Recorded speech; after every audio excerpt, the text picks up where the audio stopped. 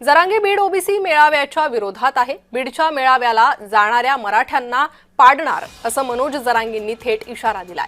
छगन भुजबळ यांचं बीडमध्ये समता परिषदेच्या माध्यमातून शक्ती प्रदर्शन नियोजित होतं। बीडमध्ये रविवारी समता परिषदेचा मेळावा आयोजित करण्यात आला होता। तो तूर्त पावसाचं कारण देत रद्द करण्यात आलाय। आम्ही सुद्धा धडा शिकवतो ना, आहेतच आता जिल्हा परिषद, पंचायत समित्या, महानगरपालिका आहेत।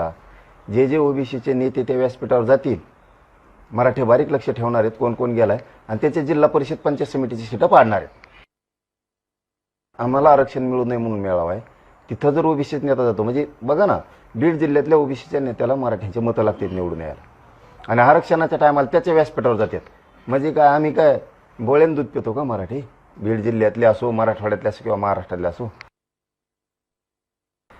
म्हणजे तुम्ही इकडे विरोधात आमचं जाणार आरक्षण मिळू नये म्हणून आणि मतदानाच्या दिवशी इकडे तुम्ही सीटं पण देणार निवडून द्या म्हणून। त्यामुळे बघू ना त्या व्यासपीठावर कोण जातंय आणि जी ओबीसीचा बीड जिल्ह्यातला नेता त्या व्यासपीठावर जाईल त्याचे जिल्हा परिषद पंचायत समितीला सीटं मराठी पाडणार।